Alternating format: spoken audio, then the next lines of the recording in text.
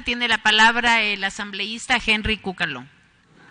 Gracias, presidenta, colegas, legisladores, muy buenas tardes con todos. La ley reformatoria a la función legislativa que hoy tratamos nace de un trabajo consensuado y consciente. Es nada más y nada menos que la ley que rige nuestro funcionamiento y que solicito a todos nuestros colegas legisladores que hagan la mayor cantidad de aportes posible. Tengan en nosotros colaboradores para tener la mejor ley posible, no la que aprobó el congresillo al apuro, llena de omisiones y faltas que han perjudicado el día a día del desempeño legislativo. Esa es nuestra misión. Es imperativo hacer de esta una herramienta normativa eficiente que nos permita cumplir a cabalidad el mandato que nos ha otorgado el pueblo ecuatoriano. Ya la presidenta de la comisión ha hecho un detalle sucinto de cada uno de los temas. Me voy a referir a algunos para complementarlos. Debido al fallo de la Corte Constitucional, queda claro lo que siempre fue obvio, que en el trámite de las enmiendas, tanto en su debate como en su votación, son acuerdos separados. Lo vivimos aquí en el año 2015. La ley, el tiempo y la historia nos dio la razón. Capítulos constitucionales no pueden ser tratados en un 2x1 como que si fuera combo de un martes. Siempre se los advirtió, ahora queda claramente establecido cómo debe ser el mecanismo correspondiente. En lo que se refiere a los cambios de última hora, a los cuales a veces somos sometidos por X ponentes de ciertas leyes, se le da esa característica, la cual nosotros hemos venido aplicando en la comisión. Se le da el plazo de 72 horas cuando hay cambios sustanciales al proyecto, para que no se vaya ninguna errata por ahí. Y cuando son de carácter económico urgente, 48 horas que regrese a la comisión y que vaya nuevamente al pleno. Creo que eso abona a la transparencia en la promulgación de las leyes que tanto requiere el país. En armonización con la ley de transparencia, se pone que el plazo para el acceso a la información es de 10 días. No podía ser que nuestra ley diga una cosa y la ley de transparencia otra. Ojalá que la apliquemos también con grado sumo y con mucha eficiencia. En lo que se refiere a los enjuiciamientos políticos, aquí alguien se inventó, fue una ocurrencia, porque no puede haber sido un concepto jamás, que solo los ministros de Estado pueden ser sujetos a control político y a enjuiciamiento político, haciendo una interpretación a todas luces inoficiosa. Señores, la historia siempre lo ha predispuesto. Toda persona con rango de ministro de Estado es sujeto a control político, no importa el nombre. Y le voy a poner un ejemplo. ¿Qué pasa si mañana el Ejecutivo reforma el ERJAF, el Estatuto, el régimen jurídico administrativo de la función ejecutiva, y ya no les llama ministros, le llama a todos secretarios? Entonces ahí va a ir uno que balbucee y diga, entonces no se los puede enjuiciar porque ya no dice ministro. Por favor, sentido común. Es más, un ejemplo, tanto que se puede delegar a un secretario de Estado, que es ministro, que en el periodo pasado se delegó a la secretaria desempleada, es nada más y nada menos que la vicepresidencia de la República. Absolutamente legal, ¿eh? Así que ya no tengamos más pretextos para que puedan eludir la responsabilidad de los secretarios generales, los secretarios jurídicos, los secretarios de comunicación, los gerentes generales de cualquier institución, todo lo que tenga rango de ministro de Estado.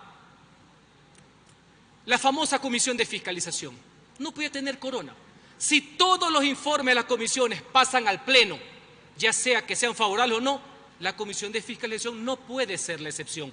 Se lo deja claramente establecido. Adicionalmente, por la importancia de su función, tiene que ser con miembros permanentes, no residuales de otras comisiones. Trabajo concatenado, permanente, por la importancia que tiene. Creo que ese es un cambio muy importante que beneficiará al control permanente, que no significa que todo debe llegar a juicio político, sino de cuál es el control a la acción del gobierno, que inclusive puede ser en materia preventiva, no necesariamente llegar a la destitución de un funcionario público.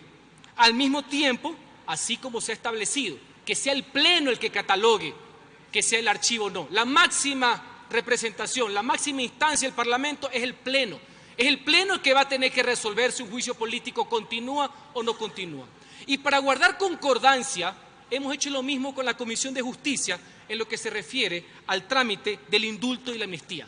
¿Es prerrogativa de la Comisión llevar el proceso? Sí. Sin embargo, la decisión final tiene que venir al Pleno de la misma Asamblea Nacional. También se han hecho puntualizaciones y reformas en cuanto al tiempo del trámite en el proceso de inicio de un juicio político, para que ya la dilatoria no se convierta en normativa, para que ningún presidente tenga pretexto alguno de analizar y, en este sentido, congelar el inicio de un trámite de juicio político. Siempre fue obvio, pero sin embargo hemos tenido que hacerlo claramente expreso. Otras cosas. El tema de la cantidad de votos para destituir un parlamentario o para autorizar su enjuiciamiento penal, su desafuero. Históricamente ha sido con mayoría absoluta. Una de las tantas omisiones que tiene esta ley es que no decía nada. En el informe, de una manera muy razonada, muy estudiada, muy fundamentada, se llega a la conclusión que debe ser con 2/3 partes, es decir, con 91 integrantes. Sin prejuicio que yo no esté de acuerdo, sí respeto la forma en que se llegó a esa conclusión. No es un arrebato, no es un blindaje, no es un tema de coyuntura, es un tema estructural. Eso sí, dejé la salvedad porque hace pocas semanas, mal o bien, hubo una resolución del Parlamento ecuatoriano en que se predispuso que sea con mayoría absoluta. Creo que ese es uno de los tantos temas que debe motivar un debate, un choque de ideas, ya no al apuro por esa reformitis al orden del día, o ese apuro porque teníamos un proceso de destitución 2 horas después, sino que con el tiempo necesario y con las reflexiones oportunas, ver cuál es la mejor vía. Hay antecedentes. ¿Por qué un presidente es con 2/3 partes? ¿Por qué un ministro de Estado que es designado por decreto ejecutivo o a dedo por el vulgo es con 2/3 partes y alguien elegido por el pueblo no? En todo caso, está abierto lo que sería esta posición para que podamos reflexionar, no con dedicatoria, sino pensando en lo estructural y pensando en lo que más le conviene al Parlamento ecuatoriano. Lo que ha llamado la atención, el tema de la creación de una comisión de ética. Yo fui parte del grupo de parlamentarios que fueron a visitar y a conocer la experiencia del Parlamento y del Senado chileno, que para nosotros es una referencia democrática. Ahí se establece que es de carácter permanente. Se establece que debe tener, por ejemplo, el tema de los miembros y que debe estar representado las minorías. Por supuesto que deben estar representadas las minorías. Que pueda actuar ya sea a petición de parte o pueda actuar de oficio. Y que no solamente se vea respetando las competencias que tiene el Consejo de Administración de la Legislatura, no solamente temas de instituciones, sino que nos explicaban que la mayor sanción que podía haber un parlamentario era llamarle la atención, porque eso queda en el file de su carrera política. ¿Ante quién? Ante sus mandantes. ¿Cuáles son los mandantes? El pueblo ecuatoriano, quien nos puso acá y a quien tenemos que honrar con nuestras actuaciones. Está nuevamente abierto para que cada uno de ustedes, quienes tengan reparos, quienes tengan apoyo, hablemos del tema, desarrollemos esto aquí. Esa misma comisión de ética puede ser la encargada, y ya lo señalaba la presidenta, no solamente de ciertos procesos reglados, sino de evitar y de señalar cuando los asambleístas caen en conflictos de interés, cuando no defienden el interés general, sino cuando defienden intereses particulares. A lo mejor no ilegal, pero sí inmoral y por no decir amoral. Así se evitaría que tanto lobistas, operadores y chateadores que andan sueltos por ahí se disfracen de asambleístas. Yo creo que siempre en aras de la transparencia jamás podemos ponerle límite a eso. No le tengamos miedo, no somos dueños de la verdad, pero para eso estamos aquí, para aportar, para enmendar y para reformar si es que fuera el caso.